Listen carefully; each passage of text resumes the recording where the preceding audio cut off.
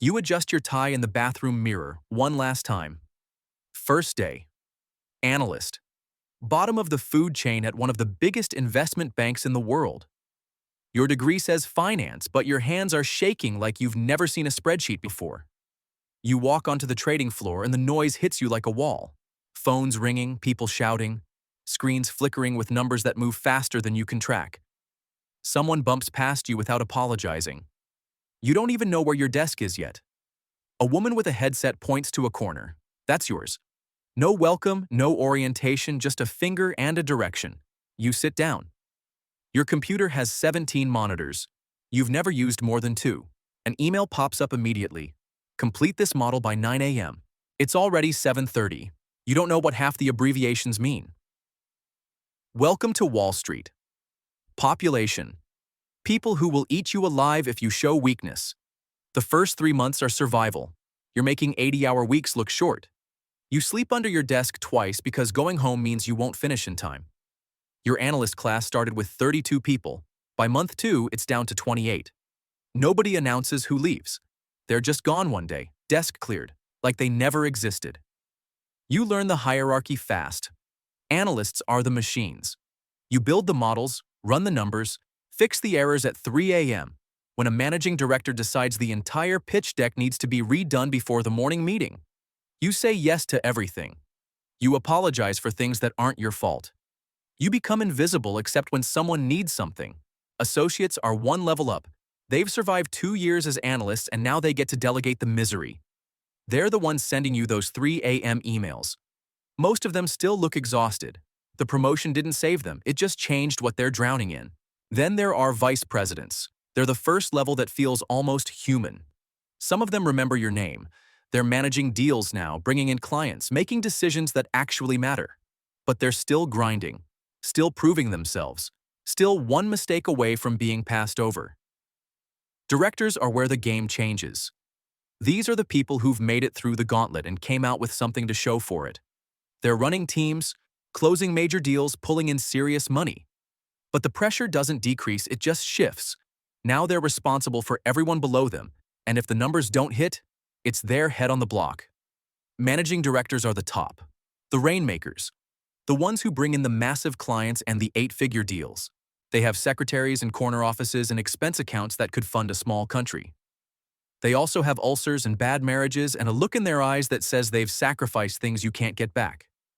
You're 12 months in now. You made it past the first cut. Your models are cleaner. Your hours are still brutal, but you've learned how to function on 4 hours of sleep and cold brew. You're starting to understand the language, the politics, the unspoken rules about who you can talk to and who will pretend you don't exist. One night, you're leaving the office at 11.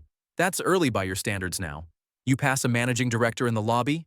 He's on his phone, yelling at someone about a deal that's falling apart. His face is red.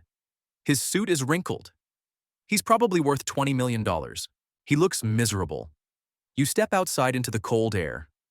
The city is still awake, still moving, still demanding more from everyone in it. You think about the next level, the promotion you're chasing, the VP title that feels both impossible and inevitable if you just keep grinding. But something shifts in your mind as you walk to the subway. You realize something that night on the subway platform. Everyone above you looks exactly like everyone below you. Just older, just more tired. The associates who torment you now were you 3 years ago. The VPs grinding through deal reviews were associates once, pulling the same all-nighters, making the same promises to themselves about when it would get better. It doesn't get better, it just gets different. You start watching the managing directors more carefully. The way they move through the office with that specific kind of exhaustion that comes from winning a game that never actually ends. They have everything you're supposed to want. The money, the title, the respect. And yet, you see one of them at his desk at 7 p.m. on a Saturday. His daughter's voice comes through his speakerphone. "Daddy, when are you coming home?" he tells her soon. You've heard him say that same word for 3 hours now. Soon. Month 18. You're up for promotion to associate. Your reviews are strong. Your models are pristine. You've proven you can survive the machine. The promotion comes through. New title. Salary jumps to $180,000. Your friends outside finance think you've made it. You're still working 80-hour weeks. The work changes, though. Now you're managing analysts, sending those 3 a.m. emails you used to receive. You try to be better than your old bosses were. You try to remember what it felt like to be on the other end. But the deadlines don't care about your intentions. The clients don't care that you want to be humane. You become what the system needs you to be. Year 3. You barely recognize yourself anymore. You're sharper, faster, harder. You can read a term sheet in minutes, spot problems in models with a glance, navigate office politics without thinking. You're good at this. Really good. That's what scares you. A friend from college visits the city. He's a teacher now, makes $40,000 a year. He seems happy. You buy dinner at a place where the bill comes to $300.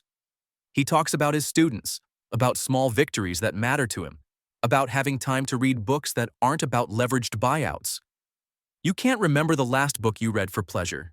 You can't remember the last conversation you had that didn't revolve around work. You can't remember the last time you felt like a person instead of a function. The VP promotion is 2 years away if you stay on track. Then director. Then managing director. Each level promising that the next one will be different, better, worth it. But you've seen enough now to know the truth. There is no next level where it gets better. There's just more. More responsibility, more pressure, more money that you don't have time to spend, more years disappearing into spreadsheets and conference rooms and red eyes to meetings that could have been emails. You're 28 years old. You have $400,000 saved. You're on track to make partner by 35. You could retire at 40 if you really pushed. Or you could leave now. Walk away from the track you've been running on since you were 18. Find out what else you might be, what else you might want. Who you could become if you stopped optimizing for a finish line that keeps moving. The choice sits in front of you like a deal memo, waiting for your signature. Nobody can tell you which box to check. You stand at your desk at 2 in the morning. The floor is empty except for the cleaning crew and 3 other analysts who look just as hollow as you feel. Your phone buzzes. Another email. Another model. Another choice to say yes when every part of you wants to say no. The truth is, Wall Street doesn't care what you choose. There are 10,000 kids who would kill for your seat. They're hungry in ways you've forgotten how to be. They still believe the lie that the top is different from the bottom. You've learned what they haven't yet. The game doesn't end. It just escalates. More zeros in your bank account, more hours stolen from your life, more years you'll never get back wondering if you made the right call. Some people thrive here. They're built for this specific kind of warfare. The pressure sharpens them instead of grinding them down. Maybe you're one of them. Maybe you'll look back in 20 years from a corner office and feel nothing but gratitude for what this place made you become.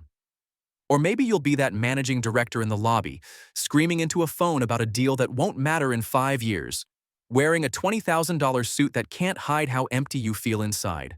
The city keeps moving outside your window. It doesn't care either. It'll chew you up whether you stay or leave, just in different ways. Your cursor blinks on the screen. The model is due in 4 hours. You could finish it. You could walk out. You could do anything. But you already know what you're going to do. You learned that the moment you stopped shaking on day 1. The machine doesn't ask permission. It just runs. And you're part of it now, whether you like what that means or not.